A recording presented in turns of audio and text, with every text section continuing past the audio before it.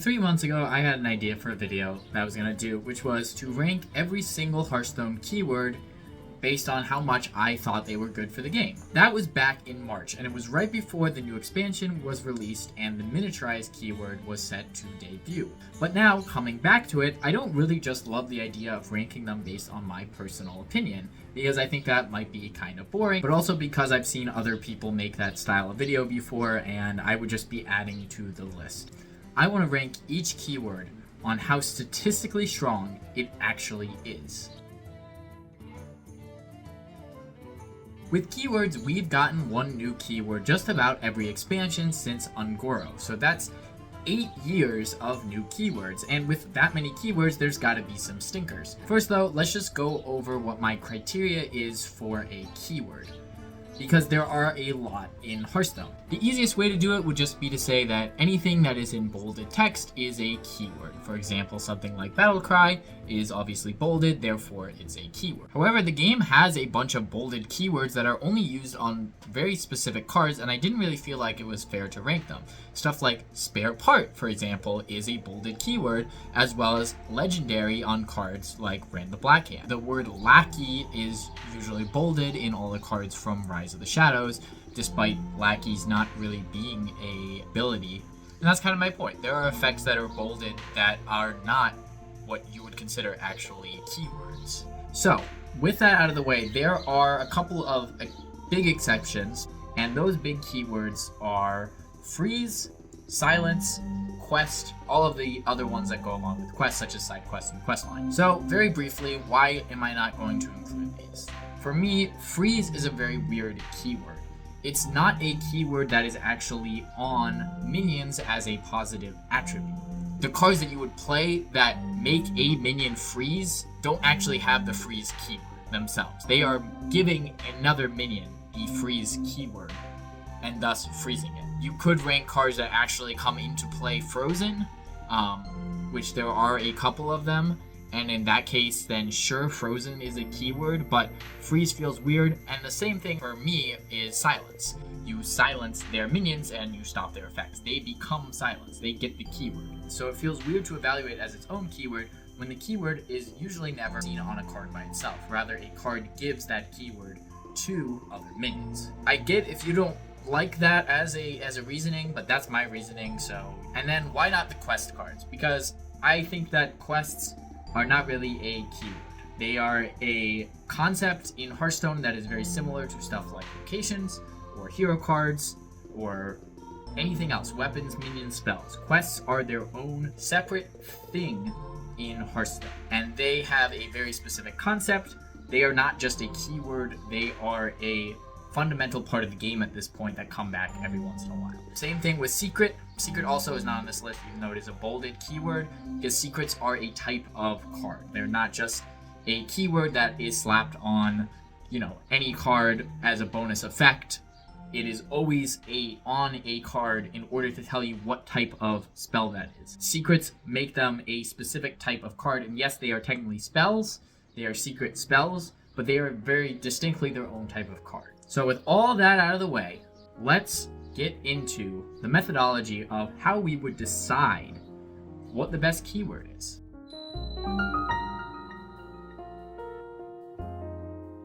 First off, I know I said that this is a statistical, scientific methodology.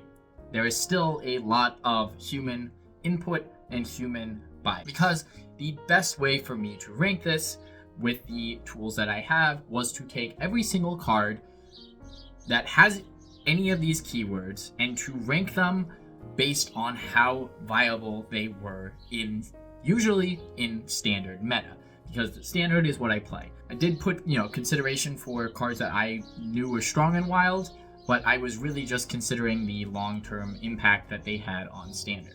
So every card was put into one of 4 categories: meta defining, good, niche, or unplayable. The basic idea really was meta defining. These were cards that were either in a top tier deck and were good in that deck, or they were cards that were in maybe a tier 2 or 3 deck, but that deck only worked because that card was in it.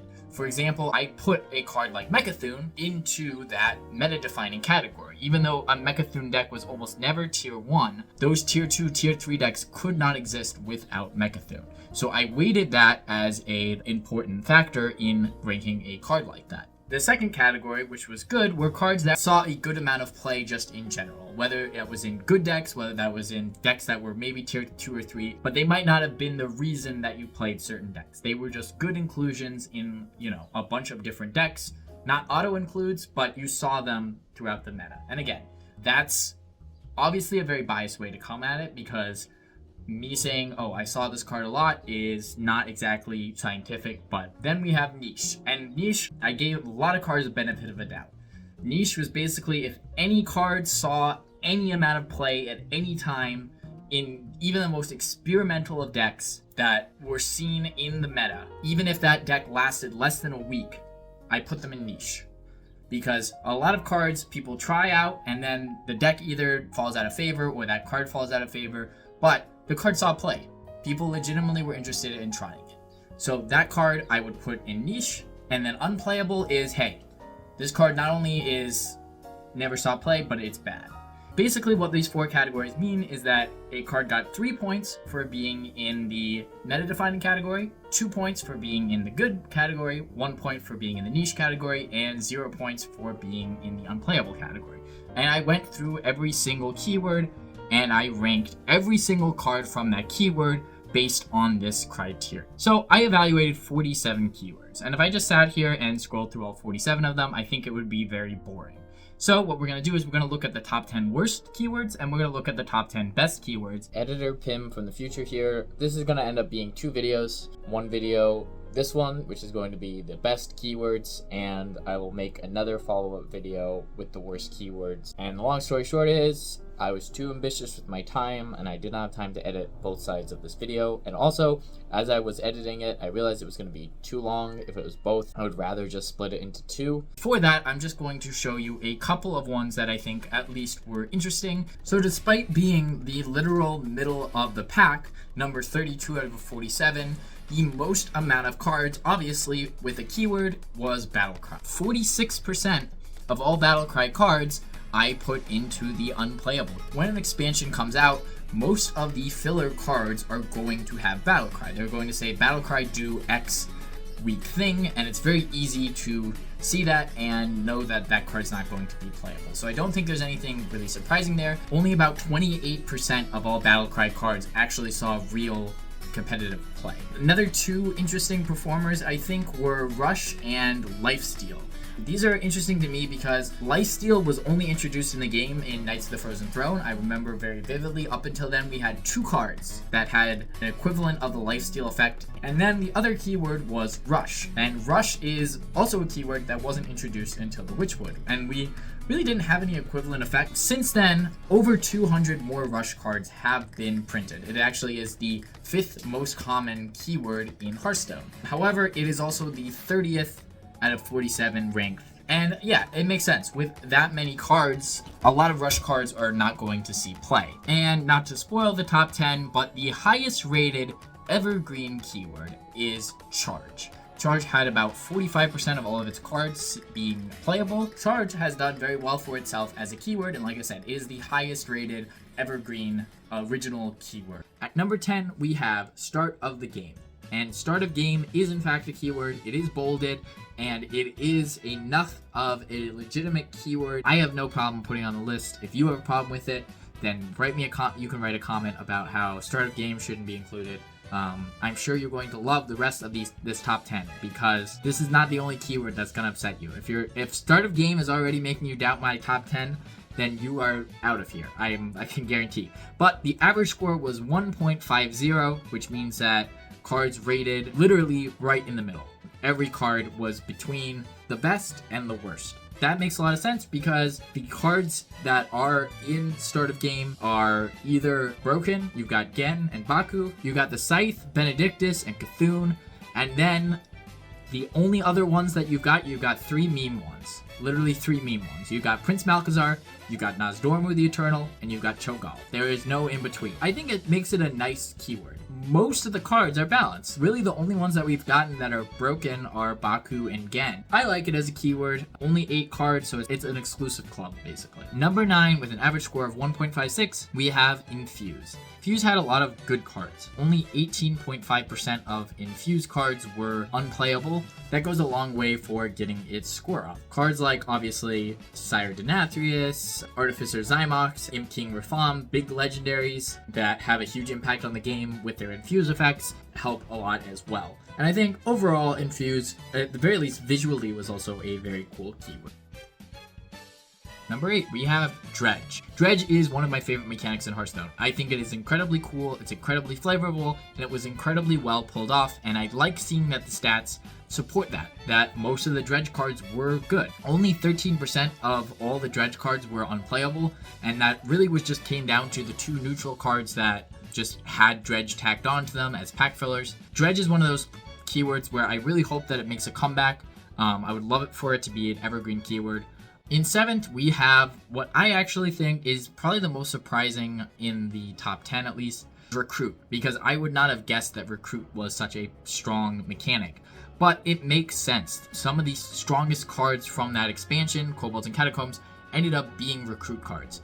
Cards like Possessed Lackey obviously created the Q-Block deck as a whole. You have a card like Master Occart. That card made tier 2 decks playable. Tier 2 decks like Taunt Druid or even later on Wall Priest. Master Occart was the reason that those cards were playable.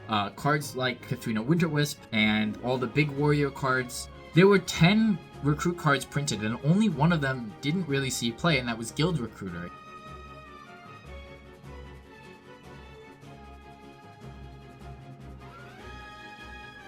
We have Excavate. And Excavate is, I think, one of the coolest keywords that they've done recently. Very flavorful, gives a certain degree of randomness without it being too much randomness. Excavate cards are very strong, and that is helped out a lot by the fact that Burrow Buster and Kobold Miner are S tier cards. They see play in so much of the meta. Actually, like right now, yeah, Kobold Miner sees play in about 25% of decks, and Burrow Buster sees play in 16%. Big percentage of decks play both of these cards. You can't play Excavate really without playing both of them. You've seen a lot of other Excavate cards from the different classes see play over the last couple of months. The only one that genuinely hasn't seen play as an Excavate card is the Shaman spell, because Excavate Shaman's just not really a thing, unfortunately. And I think it's a very cool mechanic. I'm glad it was up here. And now we get into the top 5. Really, congratulations to the dev team, because a lot of these are more recent additions to the game. And so at number 5, we have another keyword that I was very surprised about, but Twin Spell. Pretty cool mechanic in my opinion. It's not a mechanic that you can really do a lot with, so it's fair that it didn't have that many cards printed for it. But of those cards, most of them were actually really strong. I mean, look at, for example, the 2 Mage Twin Spells were absolutely insane. The 2 Hunter ones, one of them was insane in Standard, and one of them ended up being insane in Wild. The rest of the Twin Spells, almost all of them saw play, except for these 2 stinkers right here. Luckily, the other ones were either extremely good or decent at best. Number 4, Colossal, is not really a real keyword. It's kind of a fake keyword. It basically should just say summon a minion. It is a keyword because if you summon the Colossal minion off of anything, doesn't matter if you play it from your hand, it's always going to summon its extra whatever it is, depending on the Colossal card. So I think that's cool. I think Colossal is one of my favorite mechanics. I rated it 3rd on my list, so having it be 4th on the actual list makes a lot of sense to me. It makes me pretty happy. Colossal is extremely strong. There have really only been 2 Colossal cards that didn't see play, and that's Ozomat and Sindragosa. But all the other Colossal cards either saw a decent amount of play or just were insane in their meta. And I think that is, again, and Sindragosa was released after, you know, all the other ones were released in the main expansion because Death Knight wasn't out yet. Ozomat is a neutral card, so the fact that the other 10 all saw real, legitimate competitive play, I think is really important. I think that is a win as a concept. If you could get all 10 classes to play this type of card, it has such cool flavor. I mean, Colossal has some of the best artwork. At number 3, we have a keyword that had 0% of cards. 0% of cards were actually unplayable, and that is Invoke.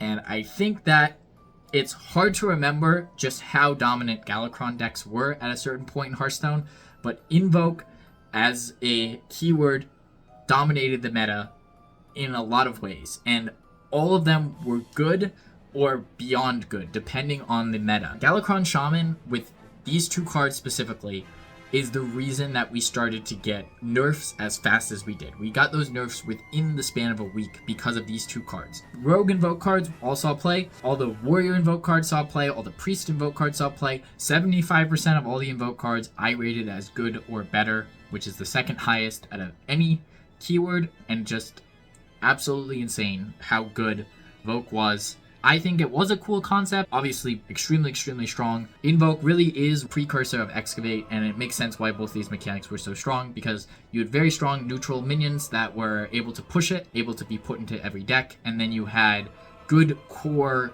cards that could be put into the classes that wanted to play Galakrond. Number 2, Titan. And I don't think that's really too surprising either. Every single Titan has seen play in Standard, with the exception of Norganon.